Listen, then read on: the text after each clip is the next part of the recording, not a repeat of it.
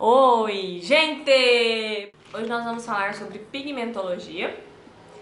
É um tema aí muito bacana.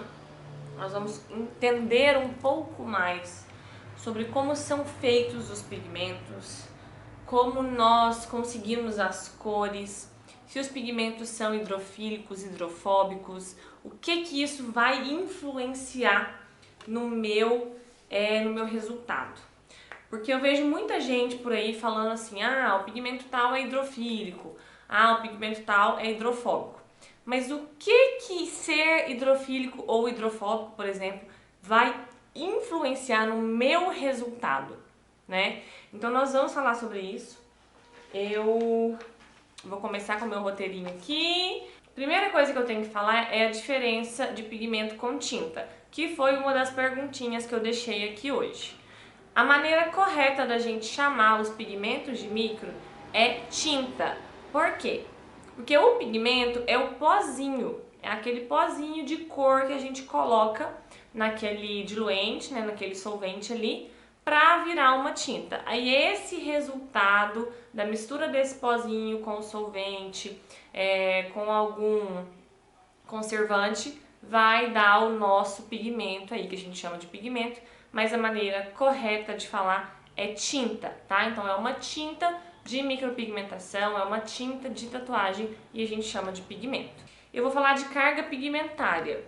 O que é a carga pigmentária desses pigmentos? O que isso significa? Muitas marcas a gente vê aí que estão no mercado e falam assim, nossa marca tem alta carga pigmentária.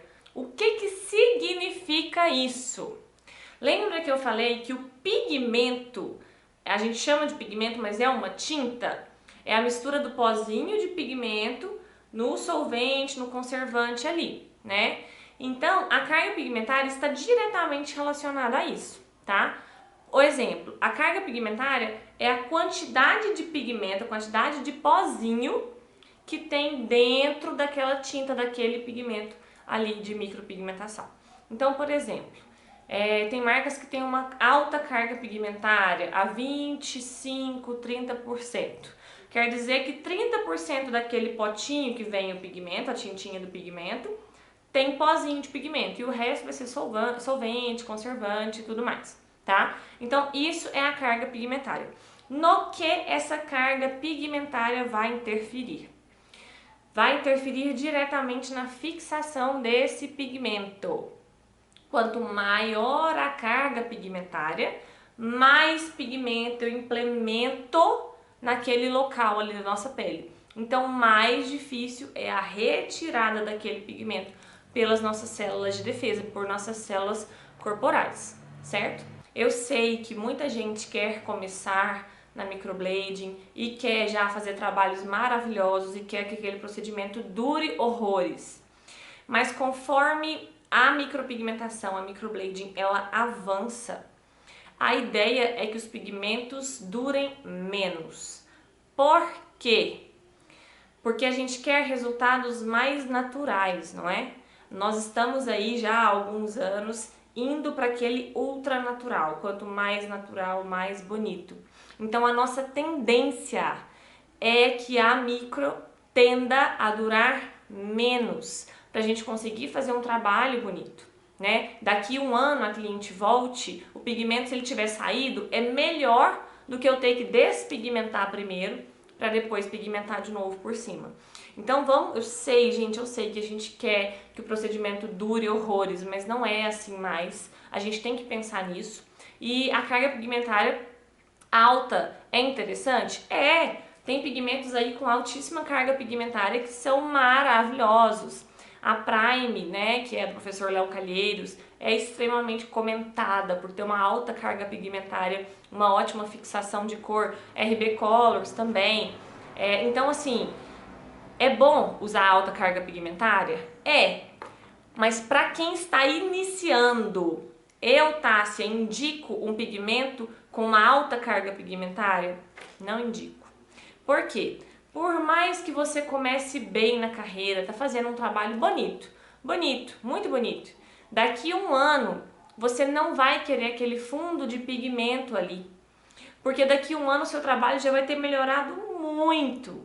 Então, comecem, quando vocês estão começando na micro, comecem com cargas pigmentárias mais baixas. Vocês conseguem essas informações nas próprias empresas que vendem pigmentos. Eu não vou saber de todos os pigmentos, mas a Ironworks é uma marca que eu amo, trabalho com ela até hoje, e é uma carga pigmentária que é boa, não é extremamente alta e não é extremamente baixa. Você consegue fazer um resultado muito bonito para daqui a um ano e meio, o pigmento ter realmente saído e você conseguir fazer um trabalho novo por cima, sem precisar despigmentar. Porque o nosso maior problema hoje, gente, o maior problema hoje que nós micropigmentadores enfrentamos é que nós estamos indo cada dia mais, cada segundo mais para a naturalidade extrema. Quanto mais natural, mais bonito. É lógico que tem gente que vai gostar de uma shadow, mas no geral a massa prefere uma fior-fio extremamente bem feita, extremamente fina e que não tenha fundo de pigmento atrás.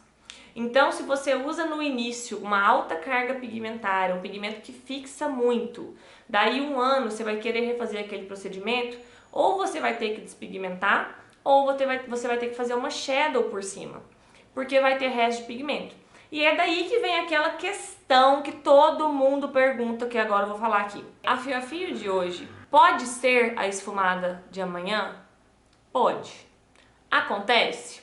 Pode acontecer. E por que que acontece? Porque se eu implemento hoje, fiz um procedimento hoje e implementei numa camada mais profunda do que se deve, eu tô dificultando o meu corpo de retirar aquele pigmento dali. Tá muito profundo, o corpo não consegue ir lá e retirar. Então esse pigmento vai durar mais. Como aquelas antigas maquiagens definitivas que o pessoal fazia. Tem gente que fez tatuagem no rosto, né, que é aquelas maquiagens definitivas, há 10 anos atrás e o pigmento ainda está lá. Por quê? Qual era a diferença? O pigmento implantado era diferente, a carga pigmentária daquele pigmento era muito alta e era feita uma tatuagem. Ia muito fundo, o corpo não consegue retirar aquele pigmento dali. Só que ele vai tentando, porque o nosso corpo ele tenta, gente, ele tenta todos os dias retirar aquele pigmento dali, tá? Só que como foi feito há 20 anos atrás, uma micropigmentação, uma maquiagem definitiva que era uma tatuagem, os pigmentos para tatuagem são diferentes, tem uma carga pigmentária muito maior, então injetou muita quantidade de pigmento ali, e o corpo ele vai tentando retirar aquilo ali, todo dia ele tá indo ali e vai tentando retirar aquele pigmento. Aí ele consegue retirar partes daquele pigmento. Porque para a gente formar o castanho, são várias cores misturadas, né? A gente na colorimetria fala que é o azul, o vermelho e o amarelo, mas na pigmentologia o azul ele é retirado. O preto entra no lugar do azul, então fica o preto, o vermelho, o amarelo e o branco. Então são 4 cores para formar o marrom. Então esse pigmento que foi colocado ali castanho há 20 anos atrás, o corpo vai tentando retirar partes dele e o corpo consegue. Ele não consegue retirar todo o pigmento porque tem muito pigmento, tá muito fundo, mas alguma beiradinha ele consegue. E é daí que vem as alternâncias de cor que a gente vê por aí. É daí que vem, gente, aquelas sobrancelhas rosa, verde, roxa, laranja, cinza, azul, nem sei qual cor, vermelha, de cores diferentes. Porque o nosso corpo ele está trabalhando o tempo inteiro para retirar aquele pigmento dali. Então, se você implementa muito fundo, numa altíssima carga pigmentária e muita quantidade de pigmento, o corpo não consegue retirar aquele pigmento vai durar anos, anos. Mas vai durar castanho? Não vai. Então, nossa ideia hoje em dia é ir contra, é ir completamente contra, é deixar essa fixação de pigmento para trás e buscar pigmentos que durem menos, mas que enquanto eles durem na pele, eles fiquem castanhos, porque isso é muito importante. Eu não quero que o pigmento dure vermelho, eu não quero que ele dure cinza, eu quero que ele fique castanho, né? Então, tudo isso vai fazer diferença nessa questão da fio a fio de hoje é a esfumada de amanhã? Depende. Se você usar o pigmento correto na camada correta, da maneira correta, a fio de hoje não é a esfumada de amanhã, tá? Mas se você usar uma altíssima carga pigmentária, principalmente quando está iniciando na carreira, não sabe fazer muito bem, esse fio pode expandir e aí ano que vem você vai tentar fazer um trabalho por cima, vai jogar mais pigmento ali e vai ficar mais grosso e o negócio vai só borrocando. Aí você vai ter que despigmentar. Eu trabalho com microblading faz anos, eu nunca despigmentei uma sobrancelha de microblading, micropigmentação já, porque ele tende a expandir um pouquinho mesmo. Mas de microblading eu nunca despigmentei nenhuma sobrancelha, tá? A técnica tende realmente a sumir e eu tenho vários trabalhos de mais de anos que não expandiu nada, o pigmento só clareia. Ele vai perdendo aquela cor castanha, ele vai ficando um castanho mais claro, mas não tende a mudar de cor e não tende a expandir os fios. Então, se você souber trabalhar com um pigmento bacana na camada correta, de maneira mais superficial, não é uma tatuagem, tem que ser um pouco mais superficial, e com a cor correta, com a colorimetria correta, de acordo com a pele da cliente, ó, maravilha! Vai ficar lindo por muito tempo. E quando você for refazer aquele procedimento, não vai virar esfumado. Então a fio de hoje não necessariamente é a esfumada de amanhã. A gente tem que tomar cuidado com isso. Depende de muita coisa, tá?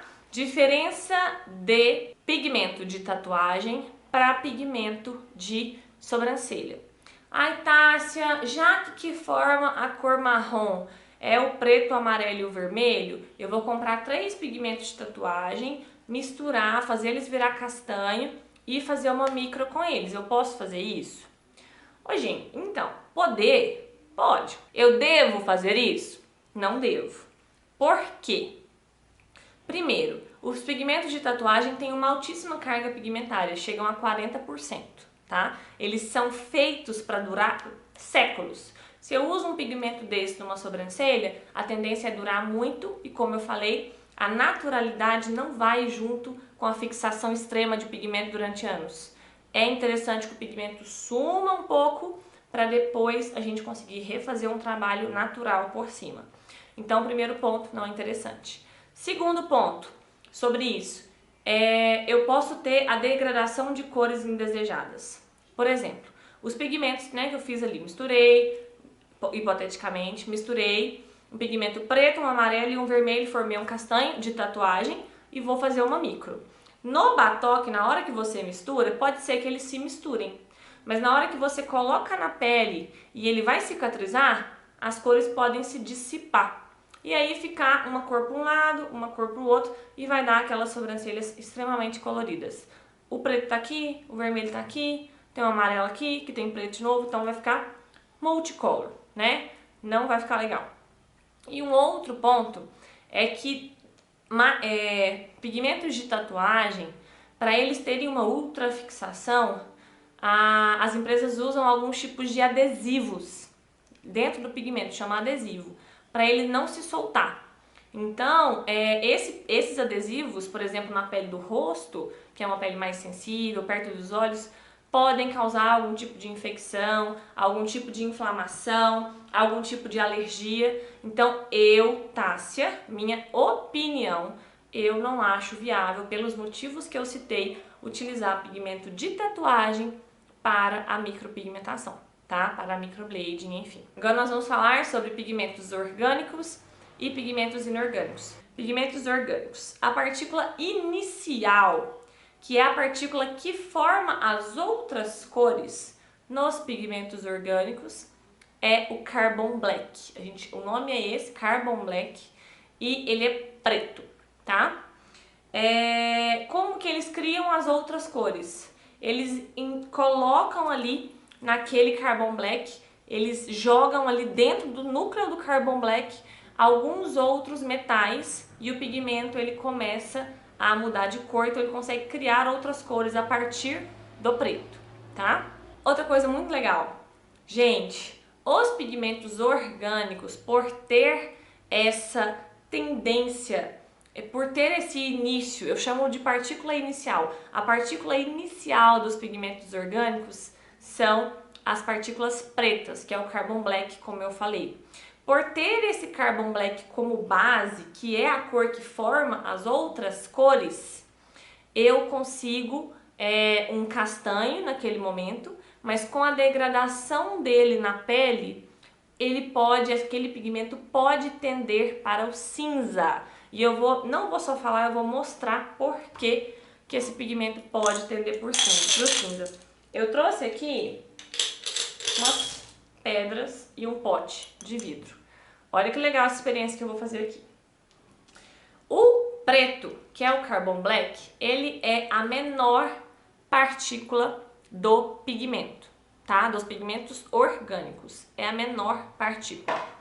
Maior que ele, eu vou ter aqui na minha demonstração o vermelho, e um pouco maior que ele eu vou ter aqui o amarelo. Vocês conseguem ver a diferença de tamanhos? O carbon black vai ser o pequenininho, o vermelho é o médio e o maior é o amarelo, tá?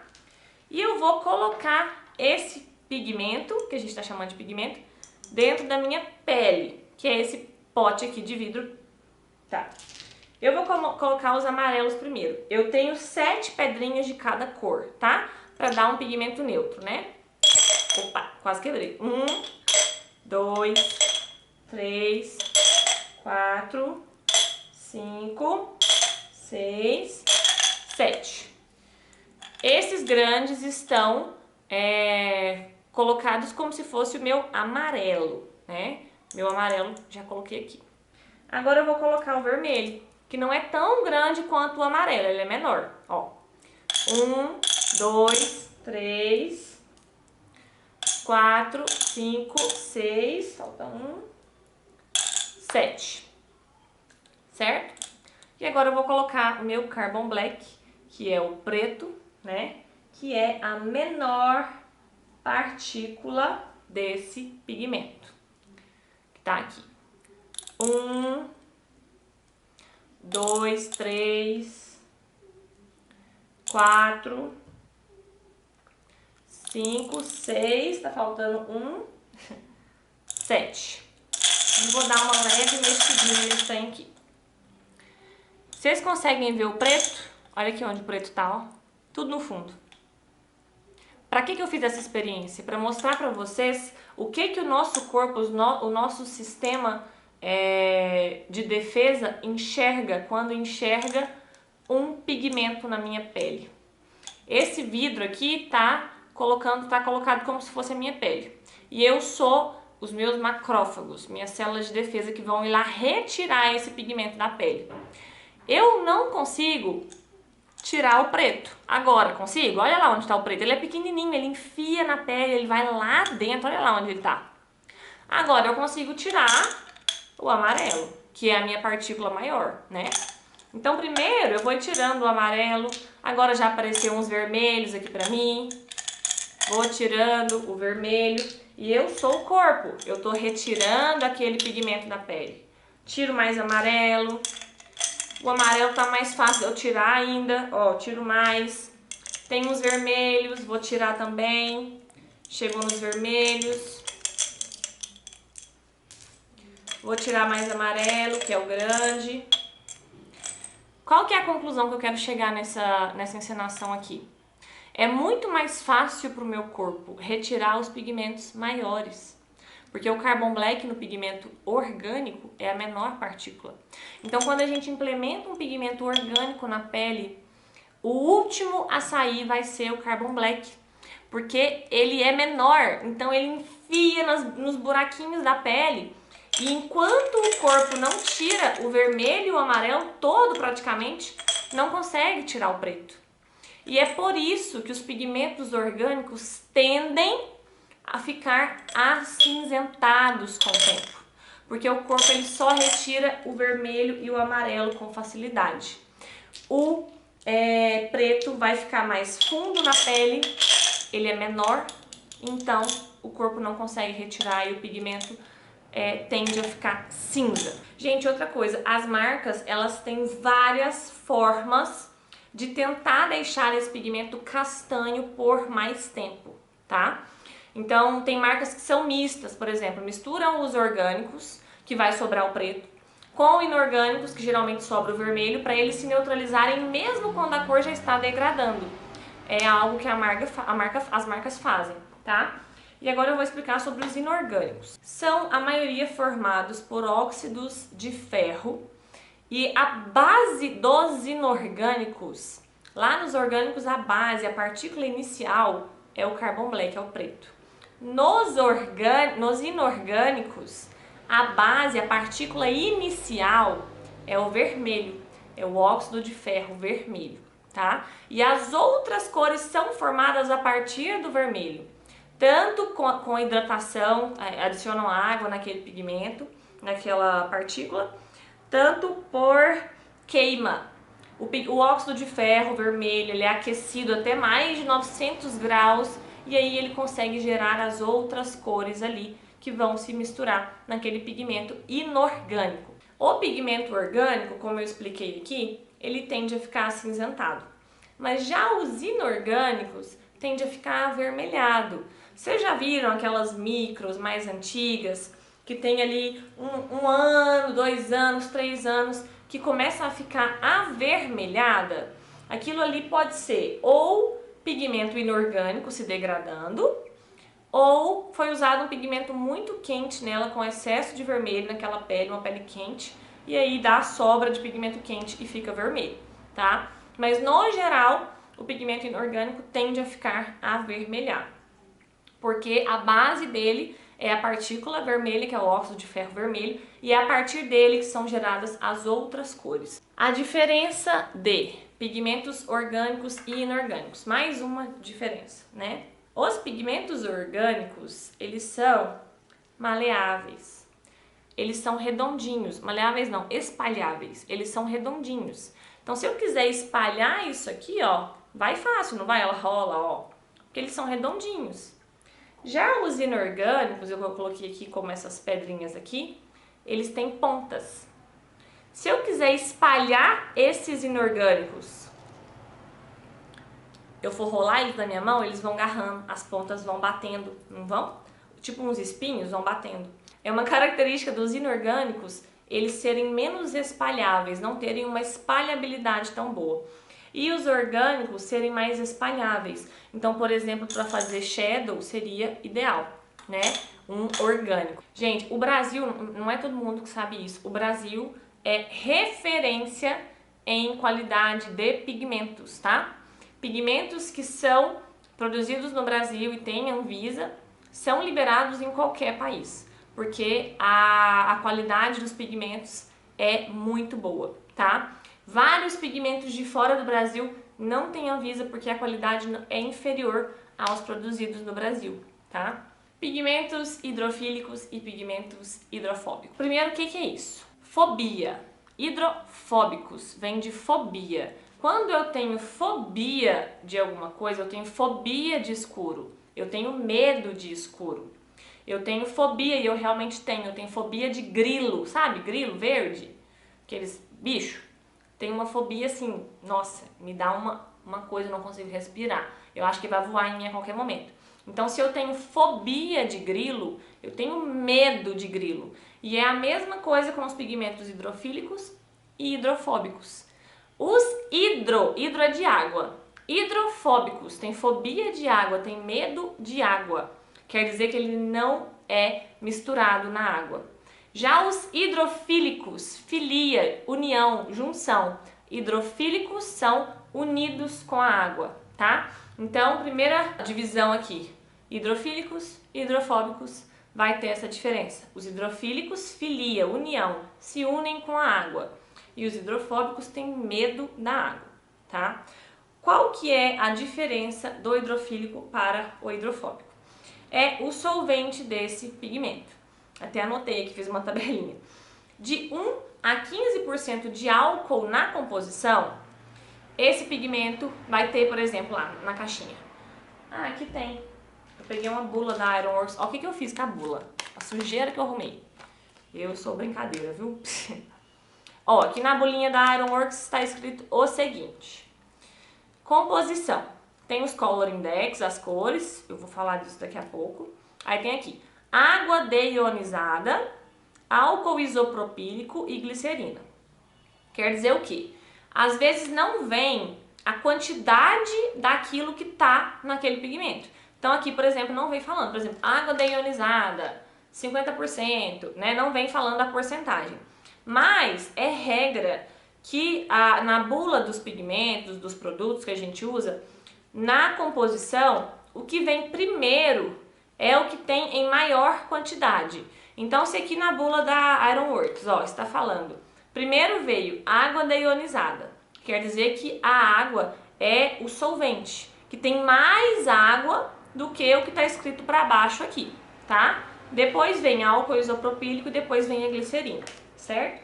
Isso quer dizer que esse é um pigmento hidrofílico, ele tem muita água na composição, né? Os pigmentos hidrofóbicos quer dizer que tem mais de 15% de álcool na composição. Geralmente não tem água na primeira linha, né? Por exemplo, um pigmento hidrofílico aí muito conhecido, Fibrous. Fibrous tem álcool, não tem água. Inclusive, Fibrous não tem Anvisa no Brasil por causa da quantidade de álcool na fórmula do pigmento, tá? Da tinta. Então, tem essa questão. Qual é a diferença para o meu procedimento? O que isso vai influenciar no meu procedimento? Se eu tenho uma pele muito oleosa, eu vou fazer uma micro na sobrancelha. Eu vou preferir utilizar um pigmento que tem medo de água ou eu vou utilizar um pigmento que tem ligação com a água? Porque é tipo água e óleo, gente. O hidrofóbico é tipo óleo. Ele vai ficar mais agarrado no óleo e vai ter medo da água. Então, se eu quero, por exemplo, fazer uma pele oleosa, se eu usar um pigmento hidrofílico, melhor pra mim. Porque se eu uso um hidrofóbico que tem tendência a pregar em óleo, por exemplo, eu posso estar espalhando, esse pigmento vai ter uma espalhabilidade maior na pele, porque tem mais óleo na pele. Mas agora, se ele é hidrofílico, ele pega em água e não garra no óleo, para o meu pigmento é ótimo. Então, eu gosto muito dos pigmentos hidrofílicos para as sobrancelhas, que geralmente são regiões mais oleosinhas, né? Zona T e tudo mais.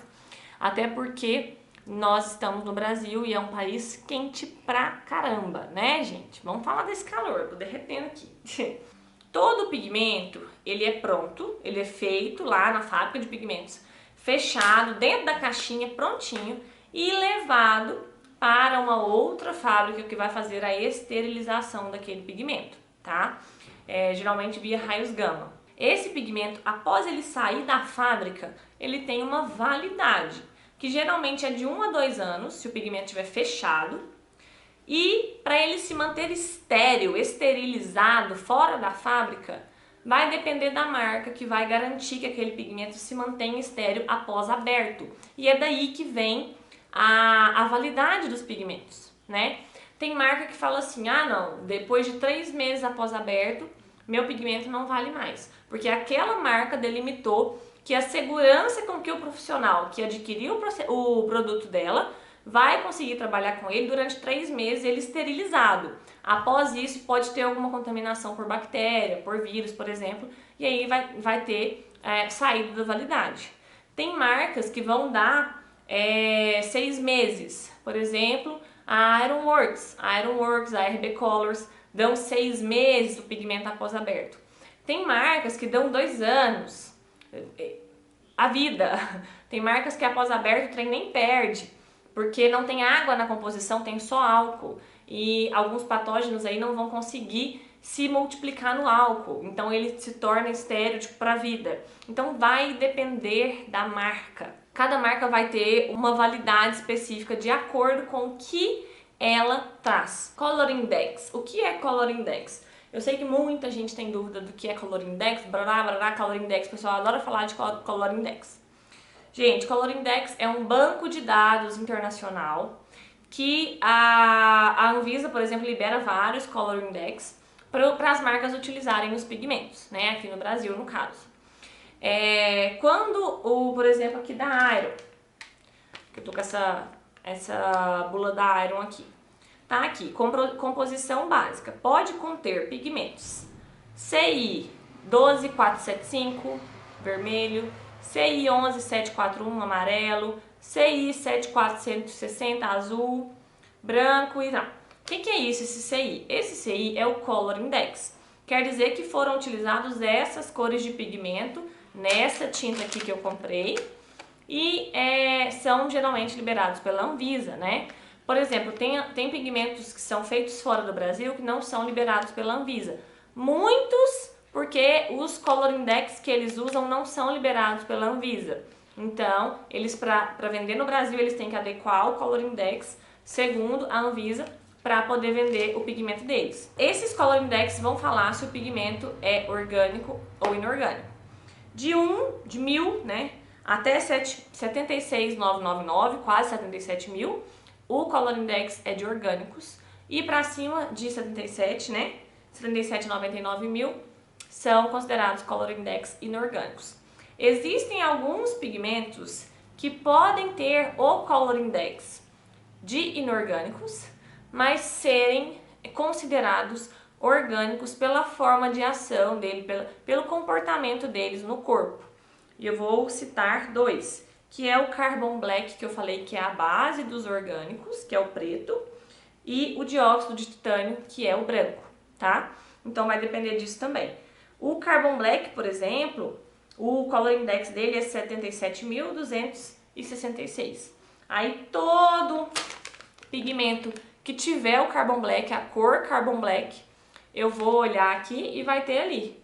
Aí tá aqui, ó, CI 77266, preto. Quer dizer que nesse pigmento que eu adquiri aqui, tem essa cor que é o Carbon Black preto. E é a partir disso que eu consigo ver se o meu pigmento é orgânico ou inorgânico e como que ele vai se comportar na pele.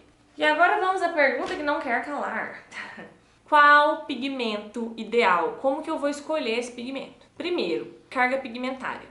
Como eu falei, eu não acho viável para quem está começando agora na profissão usar um pigmento com uma alta carga pigmentária.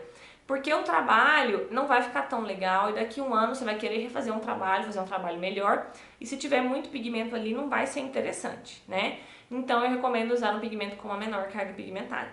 Se já tiver mais tempo na profissão, estiver fazendo trabalhos muito bons, aí já pode aumentar essa carga pigmentária para aumentar essa fixação, melhorando aí essa fixação. Um outro ponto é se ele é hidrofílico ou hidrofóbico. Eu citei aqui que os pigmentos hidrofílicos são melhores, por exemplo, para peles oleosas, porque não vão tender a espalhar com o óleo, né, a se encontrar com o óleo. Então, seria interessante isso também. Os pigmentos hidrofílicos são dissolvidos, a maioria desse pigmento é água, né? É a água que está ali em maior quantidade nesse pigmento. Uma outra questão é a espalhabilidade. Pigmentos orgânicos são mais espalháveis e pigmentos inorgânicos são menos espalháveis, eles têm espinhos, né, ganchos que garram a cor ali. Então, inorgânicos seriam melhores, por exemplo, para fazer uma fio a fio e orgânicos para shadow. Ai, mas eu uso tal marca, ela é orgânica, aí eu faço fio a fio e fica ótimo. Ok, eu não falei que é ruim, tá? Não falei isso, tô longe de falar isso. Tô falando que quando a gente estuda na pigmentologia o porquê daquele pigmento ter sido fabricado daquela forma, a gente percebe que os inorgânicos eles são mais estáveis para fazer fios. Quer dizer que os orgânicos vão expandir? Não, não falei isso, tá? Estou falando sobre como são as partículas desse pigmento que estão ali, da cor que está ali dentro daquela tintinha do pigmento. Gente, muito obrigada por mais uma live, viu? Agradeço muito de coração o carinho de vocês comigo. Me sinto abraçada. Adoro fazer essas lives. Adoro, adoro, adoro, adoro, adoro mesmo, do fundo do meu coração. Amo esse carinho, amo esse contato, de tirar dúvida, de aprender brincando, né? Eu sempre tento trazer alguma coisa para ilustrar, para ficar fácil na cabeça de vocês.